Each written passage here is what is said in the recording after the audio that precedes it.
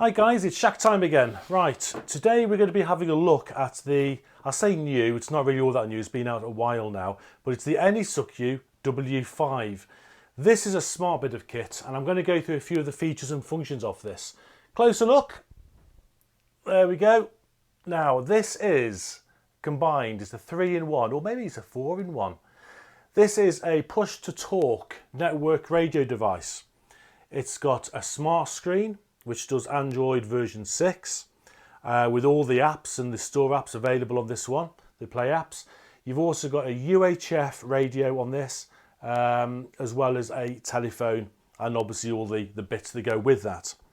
Now, this is one of the first that I've seen of this type, where you have a combined UHF radio, and I thought that's quite a nifty idea. So I thought, why don't I just give it a try?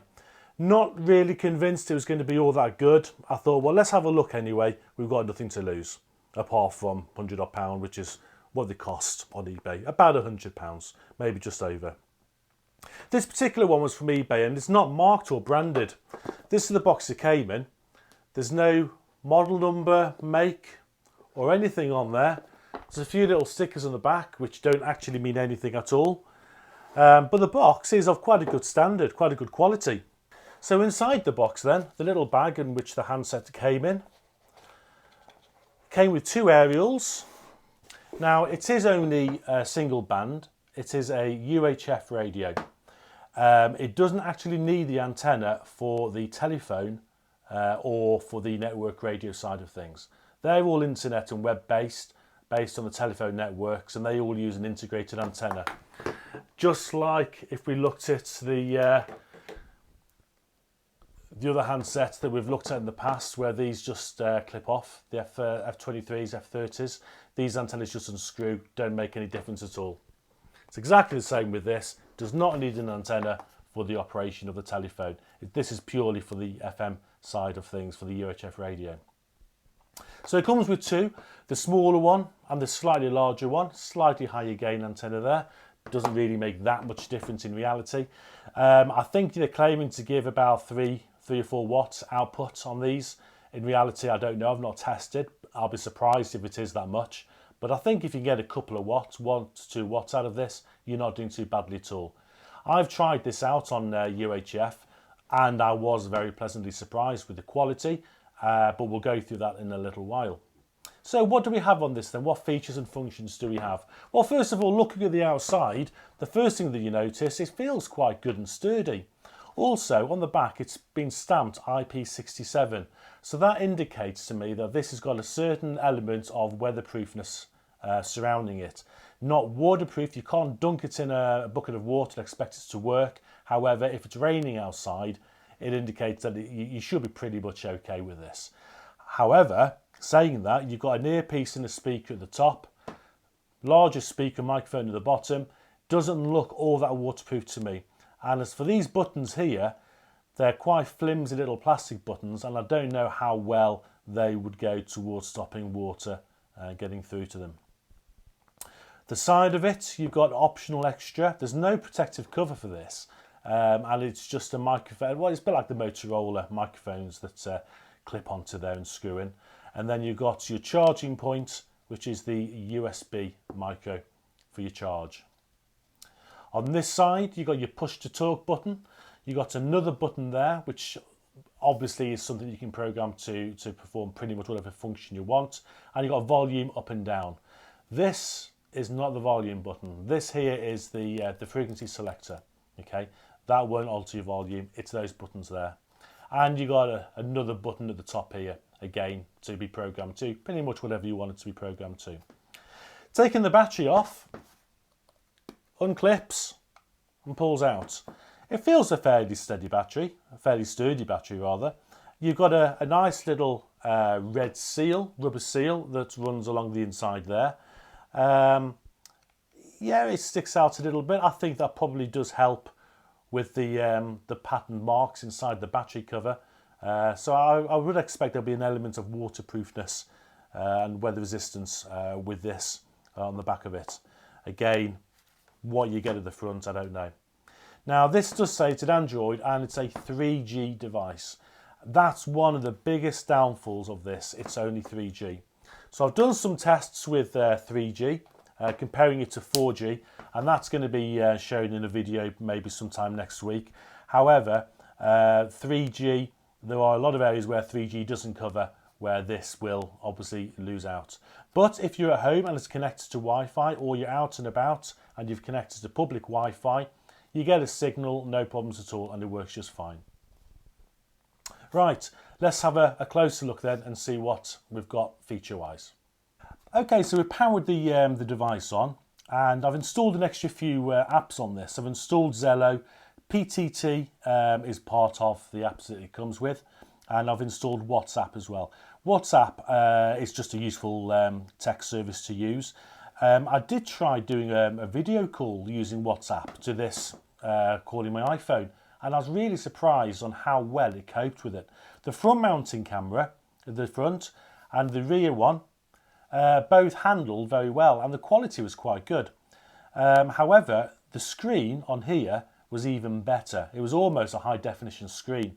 I was very impressed with this, and I'll show you some examples in a moment. So let's look at first of all the UHF radio side of things. So you load it up by pressing the PTT app. And there we go. Now, unfortunately, the way it's configured at the moment is that whenever you press the push to talk button or load up one of the apps, Zello opens up automatically. That's something I've not figured out yet how to turn off. So I have to automatically go into the menu system and start closing things down. So there we go. So I've closed Zello down, and we're purely now on UHF radio. So it comes with the option to automatically select the frequency that you want by turning this dial at the top. Sometimes, unfortunately, as you turn it, nothing actually happens on the screen. It doesn't actually move the frequency. So it's not a very good switch to be using. But then again, I expect with this sort of thing, this is the sort of thing you'd already have pre-programmed before you go out and about anyway. So what you do, you very simply go onto the list of things. You've got like a list where you can store all your frequencies. You've got your settings page. It's difficult upside down, bear with. Your settings page there. This one is where you can select high and low power. You select the frequency jump, whether it's 12.5 kilohertz or 25. You've got your squelch level. You've got CX, or your transmitting and receiving CX codes, where they're all variable, and your frequency range that you want to type in there as well. So what I've done, I've very simply just programmed some in. So for example, if we want to create a frequency channel, I'm not suggesting you do this, obviously. You press the arrow, just delete what's in there, and then you type in the screen. Let's say it's 449 decimal 111. You press the arrow, and then it asks you, what do you want to receive on? Well, you just type in exactly the same. And then when you're happy with it, you can save it in the memory, or you can just go ahead and transmit on that. If you wanted to save it, you press the save. You give it a channel name, whatever you want to you want to call it, and then it saves it. Some I've saved already at the moment. Very quickly, I just typed in a few PMR, UK PMR frequencies, as you can see there. So let's suppose we want to use PMR channel 4. We're going to press 4, PMR 4. You've got three options: enable, edit, or delete. We're going to enable it. And there we go. That's now on channel 4 PMR. And you can see the little symbol on the top right hand screen. You've got the symbol of the radio, and it's actually receiving a signal, although there's not much it's picking up at the moment. So what we do, I'll turn on my other radio. And I'm going to go to PMR channel 4. And then to talk, you press send. 1 2 1 2. Test 1 2. And it works. Try that again. Test 1 2. And then the receive. hello, 1 2 1 2. And there you go, and as simple as that. Now you can also have this side button here being a push to talk, but again, if you've got Zello installed, it can often boot up Zello. So I've automatically set this up whereby as soon as you turn this device on, Zello boots up and loads. And there's a few features in there that have made Zello kind of priority, so that might be partly responsible. But if you press the push to talk, it still works, but it's also loaded up Zello in the background. And if you selected a channel on Zello and you press to talk, it transmits on Zello as well as UHF. So let's clear that out of the way. So we've just got this again. And it's as simple as that. So again, when it's receiving, test 1 2, test 1 2. And transmitting, test 1 2. Simple as that. And then if you want to change your frequency again, you go into your memory list and you just select PMR6, select enable, and it's all set for you. So obviously with this, you can program this to work repeaters if you want to. I've not tried it out on a repeater yet, but I know people who have, and it works just as well. You wouldn't know that you're using this device if you was using UHF FM. It doesn't sound particularly worse than any other radio that you can get off the market, off eBay, fairly cheap. It sounds quite reasonable. It's not bad at all. The receive as well is not that bad. So let's clear this down. There we go, swipe it off the screen, and then we'll load up Zello. And then there we go, Zello. I'm not going to go through how Zello works. I'm sure you're pretty aware how it works. But automatically, you can select your name. It's logging in. And you just push to talk. Coming out of Zello, let's close that one down. You've got your various apps. The usual calendars, browsers, calculator, clocks. You've got email service on there, music, gallery, all the usual functions and features that you'd have. You've also got your telephone. And this works quite well as well, to be fair. You can just type in your normal phone numbers, or again from any memories that are stored in your SIM card, just as an ordinary Android smartphone would. It works exactly the same way. It is pretty much just an Android phone at the end of the day. If you're used to using an Android phone, you'll have no difficulties using this. So quality-wise then, we can go into YouTube. I don't know how well this is going to demonstrate to you guys. Let me just find a video that I can show. Got to be careful what I show here for copyright. I don't know how clear that is. It's not going to be very good to show you on this. However, you can probably see that it's not a bad quality. It does look quite high definition. Again, I don't know the full spec because it doesn't come with the spec, but it is something that you could quite comfortably sit down and watch regardless. So that's a quick overview of this device. Something else I forgot to show you. It does come with the mandatory clips. This isn't a very good clip. It clips on. That holds on fairly tightly, but there's a lot of wobble in the clip. And I have put this on a trouser belt.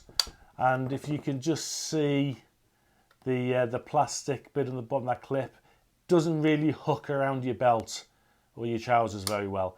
And although it will clip on, I would imagine it would quite easily just come flying off again as well. So you want to be mindful of that. So where do we stand then quality-wise? What is it good for? Because it gives you a smartphone, it gives you a UHF radio, it gives you a telephone, it gives you internet access, you've got your sat-navs on here, you know, your multimedia, your social media, and it gives you Zello. Is it any good? You know, well, yeah, it is quite good. The only thing that I found that let me down was it's only 3G, and there's a lot of areas where I've been today, for instance, where there is no 3G coverage, yet there is 4G. So comparing it towards this Uniwar radio, which is 4G, I've had really good coverage with this today. Where there's no 4G, it will work on 3G. However, with this, unfortunately, if there's no 3G, you've got no data and you're not going to be able to use Zello, and telephone calls won't work. So if you're in a very good coverage area or you've got Wi-Fi, it's brilliant. It really is. It's so good having a built-in UHF radio, even if it's just for that convenience. If normally you're used to using things like Baofengs or Yaesus or higher end radios, which are great, you know, just having a UHF radio programmed to local repeaters or PMR frequencies, if you use them, is such a handy thing to have. You've got a nice, good, almost full-size screen, enables you to use it just like a smartphone. But if you don't need all those devices or all those systems, are you better off just having separates? So, for instance, me using my iPhone for my social media, for sat-navs and everything else. I'm not needing it on this phone, which has got a smaller screen, but this is better as a radio device, as a network radio device. So you have to kind of weigh up what you want to do and how you want things to work for you. As an all-in-one, yeah, it's great, but you're going to get better if you have separates, and I think that's probably the case with many radios anyway. The other thing is, with the antennas for these, it's actually the SMA female. So you can quite easily go to a shop, a radio shop, or go online and buy replacement antennas. If you want to get a high performance for the UHF side of things, get a better antenna. That's absolutely fine. Remember, you don't need the antenna at all if you're just using the phone and the network radio side of things. But I've enjoyed using it. But I can't rely on this, unfortunately, because it is only 3G. So, for the time being, I'm sticking to my faithful Uniwire radio. This is 4G. This works really well. And coming up over the next few days, there's going to be a video showing the difference between the 3G and the 4G. And you'll see exactly what I mean there. Audio-wise, it's lovely. As a radio, network radio, it's nice, deep sound on this. Same as this one here. It's not tinny. It does sound good quality. It's just the 4G, 3G aspect of it. So there you go. Right, listen, that's pretty much it for today. I hope you found that kind of useful. Any questions or any comments, please make a note down below, and I'll catch you in my next video.